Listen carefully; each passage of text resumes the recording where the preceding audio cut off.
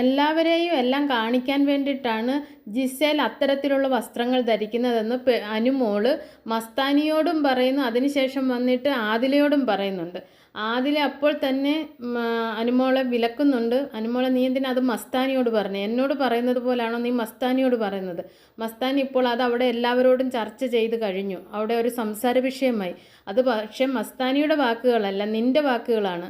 ഓരോരുത്തരുടെ പേഴ്സണൽ ചോയ്സാണ് അവരവരെന്ത് തരത്തിലുള്ള വസ്ത്രങ്ങൾ ധരിക്കണമെന്ന്. അതേ രീതിയിലുള്ള വസ്ത്രങ്ങൾ ഞങ്ങളും ഒക്കെ ധരിക്കാറുണ്ട്. നീ എന്തിനാ വസ്ത്രത്തിനെ പറ്റി പറയുന്നത്? നിനക്ക് എന്തെങ്കിലും പറയാനുണ്ടെങ്കിൽ അത് പറയണം. അല്ലാതെ കൊണ്ട് വസ്ത്രത്തിനെ പറ്റി പറയേണ്ട ഒരാളുടെ പേഴ്സണൽ ചോയ്സ് അത്. അതിനെപ്പറ്റി പറയേണ്ട ആവശ്യമില്ലെന്ന് ആദില അനുമോളോട് പറയുന്നു. അപ്പോൾ അനുമോൾ ചോദിക്കും, നീ എന്താ ജിസേലിനെ ന്യായീകരിക്കുകയാണോ എന്ന്.